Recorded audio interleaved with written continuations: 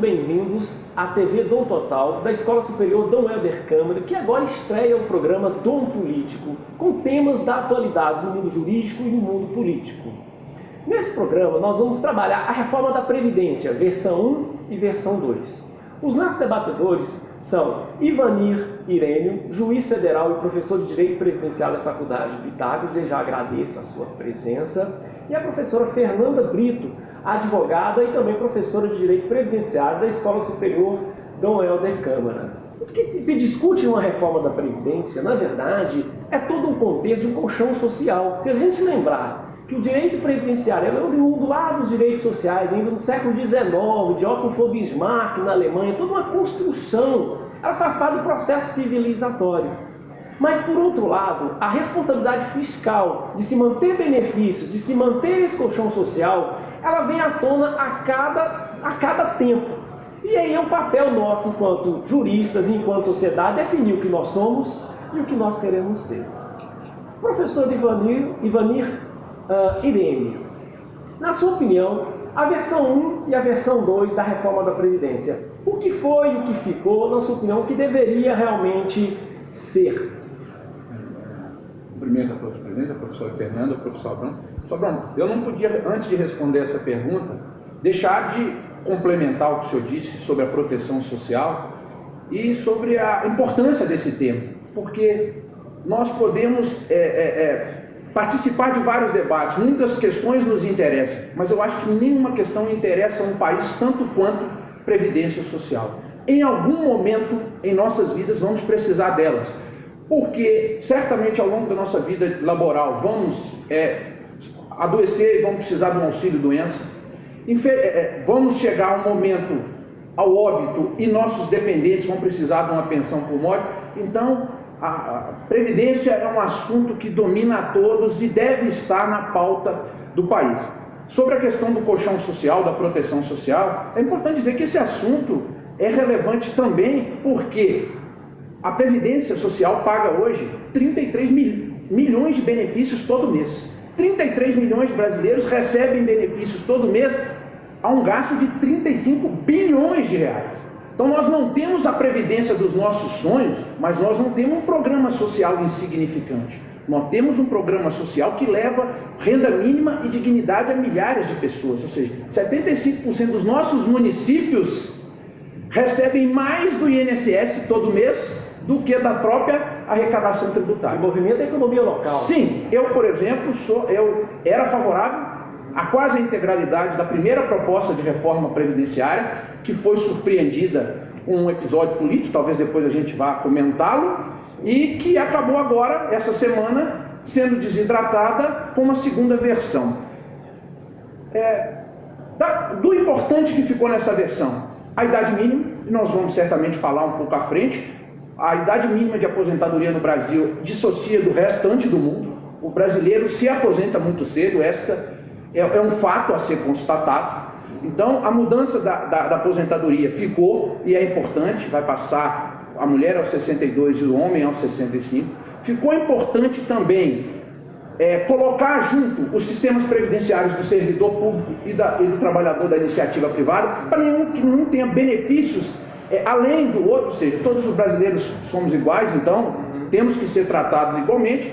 E o que eu acho negativo do que foi retirado, do relevante que foi retirado, nós deixamos de fazer um debate sobre a previdência rural, que é extremamente deficitária, extremamente, o trabalhador rural aposenta com idade reduzida, sem contribuições, ela é extremamente deficitária, e foi retirada a questão do LOAS, do benefício de prestação continuada, o aumento da idade. Talvez esse ponto não seja tão relevante, porque é um grupo muito específico. É só a pessoa acima de 65 ou deficiente que recebe. Isso realmente não impacta negativamente as contas do governo, a ponto de talvez justificar essa mudança nesse momento. Mas a aposentadoria rural, acho que foi a nossa pior perda. Sem falar que já na primeira foi retirada a discussão sobre a aposentadoria dos militares, que eu acho que é uma outra discussão que o país vai ter que fazer, vai ter que se colocar à frente dela. Professora Fernanda, da versão 1 para a versão 2, eles dizem que, na verdade, o que se economizaria seria 60%. Então, ou seja, Na versão 1 você teria uma economia de 600 para 700 bilhões de reais e com essa segunda você vai ter 60% dessa previsão. Na sua opinião, novamente, o que tem na versão 1 e na versão 2 que realmente é preocupante na sua opinião? Bom, primeiro queria agradecer o convite, cumprimentar a professora Brown, professor Ivanir. Concordo com o professor Ivanir nas primeiras palavras no que diz respeito à relevância do tema. A previdência social ela é uma conquista social e tem que ser tratada com cuidado, com cautela. Então é um tema extremamente importante porque ele afeta milhões de pessoas, afeta a vida de milhões de pessoas vivas e gerações futuras, né? Então é um tema que tem que ser tratado com responsabilidade. Mas discordo dos aspectos positivos da reforma, porque eu discordo desde a primeira versão. A idade mínima no Brasil imposta, ela é um tema um tanto quanto delicado, porque no Brasil nós temos muitas desigualdades sociais, é reconhecida a nossa desigualdade, né? Copiar a idade de outros países, né? Na França tem 67 anos de idade, né? É um tanto quanto perigoso, porque o nosso mercado de trabalho vai conseguir suprir essas pessoas quando elas tiverem 60 anos, né? E afeta especialmente o mais pobre. Quem começa a trabalhar muito cedo, começa a trabalhar aos 15 anos, o homem ele vai trabalhar até os 65 anos, conforme a idade do homem. Nós vamos ter mercado de trabalho para esse homem, especialmente os mais pobres, né? Então ele vai ficar sem aposentadoria e sem emprego, né? Vai ser um problema social lá no futuro. Então a idade mínima é um tema importante que tem que ser, uma hora tem que ser colocado, mas é a longo prazo, né? E não imposta da forma... Isso é uma regra de transição, fazer uma transição. Uma transição, mas a longo prazo, né? Dada as nossas desigualdades. Então, a idade mínima é um tema que eu acho delicado. O tempo de contribuição, que era na primeira versão de 25 anos, aí foi reduzida para 15 anos. Com 60% e vai aumentando gradativamente. Até os 40. Então, você pode me falar, então bastam 15 anos que a pessoa vai se aposentar, ok. Só que o cálculo dessa aposentadoria, nessa versão da segunda medida, ela é extremamente prejudicial, né? Porque você vai fazer a média e vai colocar o percentual de 60% aos 15 anos de contribuição. E esse percentual vai aumentando à medida que a pessoa for trabalhando por mais tempo. Essa média só chegará aos 100% quando esse trabalhador, esse segurado, contribuir por 40 anos. Né? Então, o cálculo é extremamente prejudicial. Sim, porque a gente, na Previdência, a gente tem que lembrar que o sujeito pode ter 60 anos de idade, 70, mas efetivamente contribuiu, é isso que está contando, né? 40 anos efetivamente contribuiu. Aí não contempla que ele foi desempregado, na economia para efeito formal. de cálculo, sim. Para efeito de cálculo, sim. Então, ele pode aposentar com 15 anos e 65 anos de idade? Sim, mas no momento do cálculo, vai reduzir o percentual lá para cima.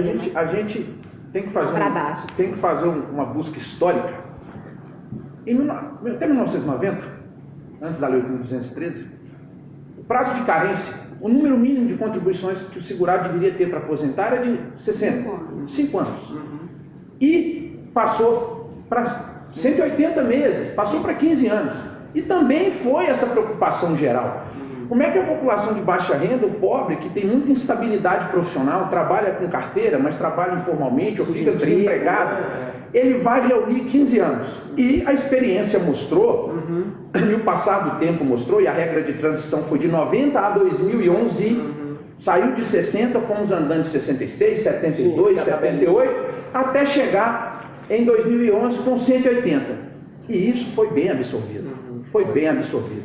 Então, na versão original, que trazia essa carência para 25 anos, com uma regra de transição que hoje vai chegar a 2042, não acho que seria absurdo, até porque hoje nós estamos falando de uma vida laboral de 35 a 40 anos, então 25 seria mais ou menos metade. Eu acho que a gente tem sim que reestruturar nosso mercado de trabalho, nós temos deficiências no mercado de trabalho, mas o que eu acho, não se corrige Deficiências no mercado de trabalho com previdência. São assuntos que, embora andem juntos, têm autonomia. Eu vou dar um exemplo. Professores não ganham bem, ganham mal. E aí, ao invés de valorizar o professor dentro de sala de aula, da estrutura de trabalho, boa remuneração, nós demos a ele aposentadoria com 25 anos. Então nós temos professores que começaram a trabalhar com 20 e aposentaram com 45. Ninguém sai do mercado de trabalho aposentado para receber um benefício com 45 anos. Isso não existe em nenhum país do mundo. E olha que não estou falando de país europeu, de escandinavo, não. Estou falando dos nossos vizinhos aqui, países com o mesmo grau econômico. O que nós temos é fazer com outras carreiras. Juízes, promotores, advogados públicos, que conseguiram boas estruturas de carreira, boas remunerações e não precisam ser compensados numa regra de aposentadoria. A idade mínima é igual para todos. Seja pobre, seja professor, haverá a imposição de uma idade mínima. E a minha preocupação é com o pobre, é com a pessoa que é excluída desde o início, que começa a trabalhar muito cedo e que não sei se terá mercado de trabalho para ele lá na frente. Né? Outra coisa que passou, que compõe o texto, é a proibição de acumulação de aposentadoria com pensão, permitida apenas até 2 salários mínimos. Então, o cônjuge contribuiu para a Previdência ao longo de sua vida. Faleceu, vai deixar a pensão para a esposa contribuiu, tem a sua aposentadoria. Se a soma da sua aposentadoria com a pensão deixada pelo cônjuge superar 2 salários mínimos, ela não vai poder acumular os 2 benefícios, sendo que a renda familiar era composta pelos 2 rendimentos. Né? Proíbe também a acumulação de aposentadorias e pensões, também considerando regimes distintos, não só do regime geral, também é um problema grave. E fala também do professor, que agora vai ter idade mínima, né, de 60 anos. Para ambos os sexos. Né? Para ambos os sexos, a idade mínima. E o valor da pensão. Aí, falando de história, há de novo um retrocesso, porque antigamente a pensão ela era calculada com 50%, mais 10% em relação a cada dependente. Depois com a 8.213, passou a ser o percentual de 100% independente do número de dependentes. Agora, com a versão, a pensão volta a ser 50% mais 10% por cada dependente. Então, é um certo retrocesso. Bom, a pergunta que não quer calar, seja a versão 1, seja a versão 2, nós temos ambiente político para aprovação dessa reforma, professor Ivan? Olha, eu começo respondendo que a aprovação é necessária. Sim. Agora, para nós, profissionais do direito, é uma pergunta difícil de ser respondida sobre ambiente político. Talvez, sob o ângulo de uma reforma impopular e de difícil condução como a previdenciária, esse governo que está aí era o melhor para fazê-la, sob um ângulo, sob um aspecto. Que é o aspecto, talvez nós temos um presidente que não tenha pretensões ou legitimidade para postular uma reeleição. E então, popularidade de 2%. Sim, já está no ocaso da sua vida política, são 70, quase 80 anos de idade. Então, é difícil para o início de governo começar uma reforma que pode levar seus índices de popularidade para tão baixo. Agora, sobre o outro aspecto, o governo é negativo, porque é um governo marcado por denúncias de corrupções, por investigações, que as pessoas, ainda que entendam a necessidade da reforma, vão dizer o seguinte: mas é esse governo que eu vou me sacrificar, porque nós vamos sacrificar pessoalmente, mas para o coletivo, tem um efeito futuro, moral, né? Para gerações futuras. Então existe essa interdição do debate. É para esse governo que eu vou me sacrificar? Então eu acho que a aprovação é necessária, mas eu confesso, principalmente para esse ano ainda, a mesma versão desidratada é uma reforma longa, extensa, que mexe em outros pontos, ainda que cirurgicamente, e toca em carreiras organizadas com grande força política, como os professores, que vão ter idade de 60 anos, os policiais, que vão ter uma idade mínima, mesmo na regra de transição, e eles não gostam desse debate. Então, confesso, eu estou muito cético e muito com o pé atrás, na verdade, usando um termo popular, sobre a aprovação, nesse momento, da reforma da Previdência. Professora Fernanda, para aprovar isso na Câmara dos Deputados, de 342 votos, que é uma emenda constitucional. Com esse ambiente político, nós temos condições de aprovar ela também, mesmo desidratada? Pois é, e me choca ver exatamente esse jogo político que está por trás, e é um jogo político tão às claras, né? Troca de apoio em troca de cargos, né? A troca de benefícios, por exemplo, do setor do agronegócio para reduzir o fundo rural. E outras. Um deputado assumindo uma pasta no ministério em troca de apoio do governo, né? Então, isso é chocante, porque isso não está mais nos bastidores, né? Isso está às claras para todo mundo. E, para mim, esse Congresso nosso não tem legitimidade, não tem moralidade, não tem para votar um tema de tamanha relevância, de tamanha repercussão de médio e longo prazo para gerações futuras. Muita gente que vai votar ali deveria estar preso, né? Então, eu não confio, não me representa, não nos representa, então eu acho que não tem moralidade e não é o momento oportuno para discutir esse tema. A gente sabe, né? A gente não quer aqui esgotar o tema, mas a gente já está fechando o programa. Eu queria, na verdade, que vocês dissessem para mim, né, para gerações futuras, qual que é o papel delas? A gente sabe que é um tema sempre revisitado, a gente sabe que o nosso bônus demográfico está acabando em 2040, corre o risco de a gente ficar velho sem ficar rico, enfim. Para gerações futuras, qual mensagem que vocês deixariam? Sobral, eu quero antes pontuar duas coisas, duas ou três coisas. Hoje, nós temos 10 pessoas trabalhando para cada aposentado. Em 2060, nós vamos ter 2 pessoas trabalhando para cada aposentado. Ou seja, esses dois, nessa toada, nesse ritmo, vão ter que pagar o mesmo que os 10. Então, eu tenho muita preocupação com a geração dos meus filhos. Porque hoje a minha contribuição previdenciária está indo passar de 11 para 14. Ou seja, eu estou indo perder mais 3% da minha renda para custear a minha previdência e das gerações futuras. Na previdência não é um seguro de vida que eu pago só o meu, eu pago para todo mundo. É uma responsabilidade intergeracional. Sim, solidária, né? Então, quer dizer, eu tenho muita preocupação. Existe muito debate se existe déficit ou não. Eu tenho a minha posição, a partir dos estudos, das análises, dos pareceres. Eu acredito que existe déficit da Previdência e ele é bilionário. Eu acho que existe déficit da Previdência e ele é bilionário. No mundo todo, a idade média de aposentadoria é 64 anos. No Brasil é 55. Nós aposentamos muito cedo. No Brasil se vive menos. Em 1980, o brasileiro vivia 62 anos. Hoje, o brasileiro vive 76 anos.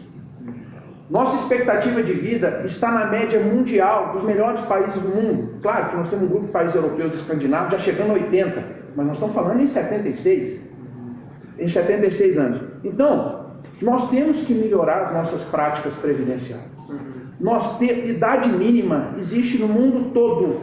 No Brasil não existe. Nós temos várias aposentadorias com 46, 47, 48, 49 anos, seja no setor público, seja no setor privado limitado a um teto de 5.800, seja no setor público com subsídios de 22, 23, 25 mil. Parece privilégio. Correto? Privilégio. Então, quer dizer, eu acho que a reforma deve vir sobre a questão rural. Nós temos o maior agronegócio do mundo, correto? O senhor sabe quanto nós arrecadamos para a Previdência? O agronegócio arrecada? Eu sei que 2%. É insignificante, porque não se paga o ICMS sobre o que se exporta, não se paga COFINS sobre receita de exportação, o Fundo Rural. Foram anos sem pagamento e agora acordos para subsidiar. E nós gastamos 25% da despesa da Previdência é rural e só arrecadamos 2%. Então, não é uma caça às bruxas.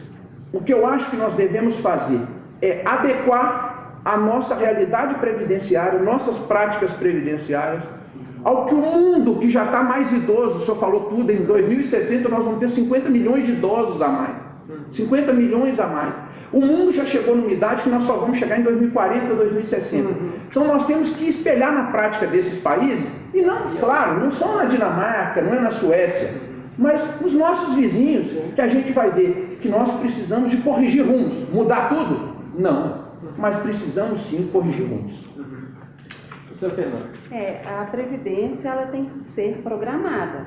Desde a sua instituição em 1923, o modelo ele vem sendo modificado, vem sendo alterado de acordo com os aspectos sociais, econômicos, políticos e até culturais. Então essa mudança, ela sempre vai acontecer. porque a Previdência ela sempre vai ser afetada por esses elementos, né?